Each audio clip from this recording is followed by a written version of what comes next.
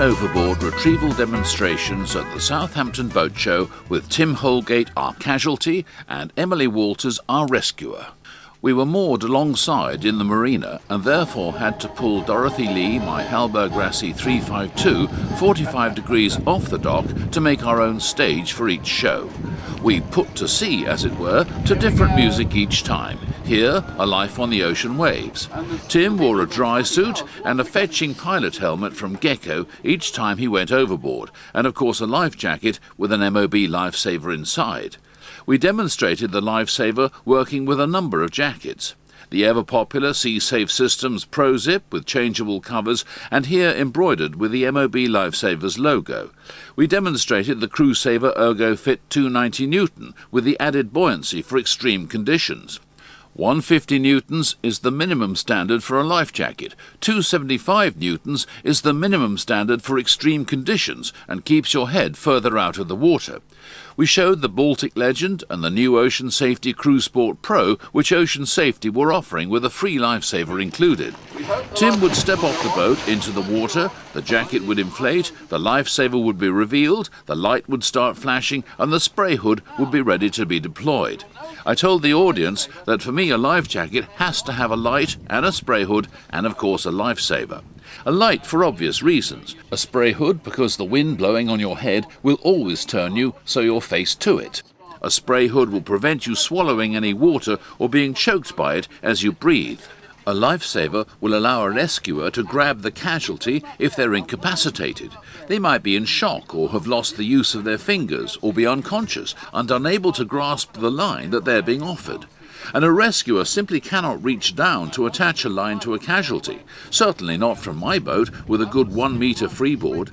With a lifesaver, the casualty has their means of retrieval back on board, stowed within their life jacket. The rescuer gets the boat back to the man and grabs the lifesaver either off the water, if the lifesaver was loose in the jacket, or off the jacket and pulls it from its pouch.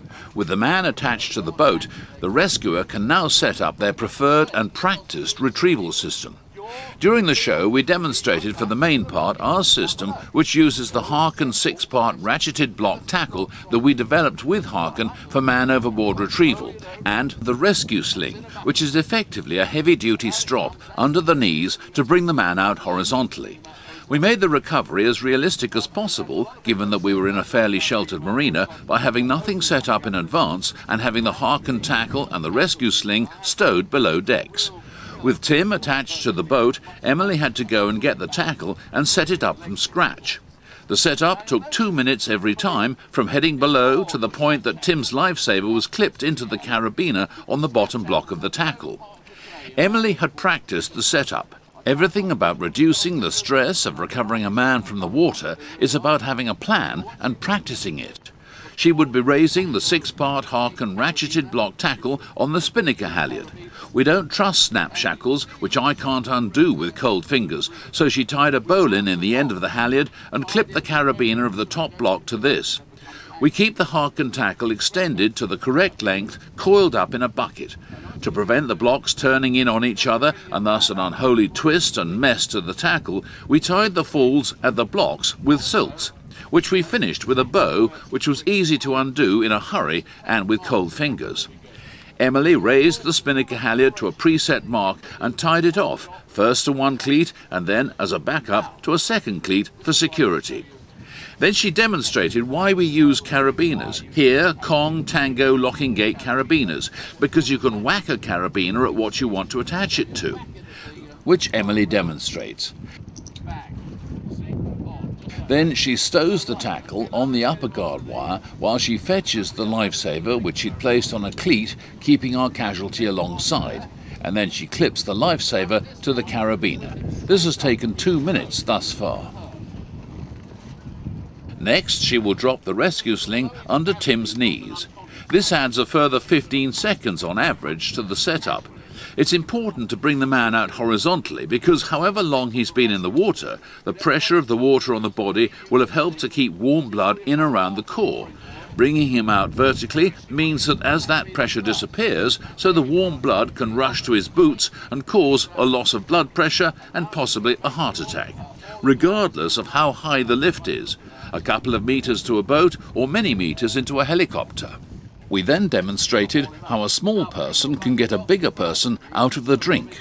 And each time Emily showed how she was able easily to hold Tim's weight between finger and thumb on the hauling line, thanks to the ratcheted block on the top of the tackle. She could have tied off the hauling line with no bother if she'd wanted a rest. She also let him drop to show that if released, he would indeed descend back into the drink, but finger and thumb was all it required to hold him there. It took her just 50 seconds to haul him out of the water and onto the deck, when I didn't stop her to show off the finger and thumb trick. Nearly there.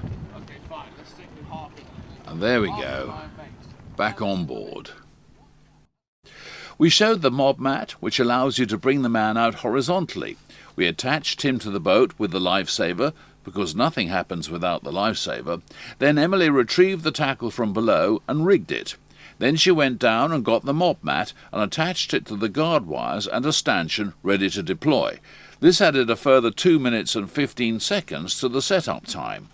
She then clipped the carabiner on the bottom block of the tackle into the D-rings at the head of the MOB mat and lowered it into the water so that it was deep enough to allow Tim to be guided into it with his Lifesaver. It took about 30 seconds to get him into the MOB mat before she was ready to lift him out. An adaptation of the idea of parbuckling a storm jib is the hypo hoist, and we rigged this and led Tim into it, again by dragging him into it with his Lifesaver. This would get him out of the water, and we were able to get him on deck under the lower guard wire. Again, setting up the hypo hoist added time to the rescue, about 2 minutes 15 seconds, and then a further 30 seconds to get Tim into it. The crew felt that the simplest and quickest setup still remained the 6-part hark and tackle and the rescue sling. Although, of course, if the casualty didn't have a Lifesaver in their life jacket, or if they were not wearing a life jacket, then the MOB mat and the hypo hoist would be handy for getting them out of the water. You'd have to get a boat hook into their clothing or the harness of the life jacket and drag them into the device. It's all about preparation, of course, and you shouldn't put to sea until you're properly prepared. We also demonstrated the line mate. This is something that canoeists and stand-up paddleboarders might have attached to a harness. A line mate is an inflating rod with a Lifesaver attached to it. The casualty pulls the toggle and the line mate fires and the rod extends, and they can hand the Lifesaver up to a rescuer on a boat.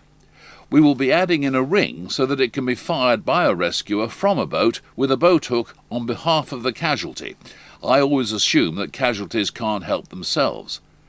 A final demonstration of the efficiency of the hark and 6-part tackle was when I stepped into the drink, all umpteen stone of me. A lot, I can assure you. And I was rescued without difficulty by Emily. Of course, you mustn't fall into the water in the first place. You must hang on tight at all times. And you shouldn't set sail without working out first how you might get a man back on board your boat. But if they have a Lifesaver in their life jacket and the crew have a plan that they've practiced, any man overboard is well on the way to being rescued. Lifesavers have been approved for inclusion with Sea Safe, Crew Saver, Ocean Safety, Baltic and Spinlock life jackets.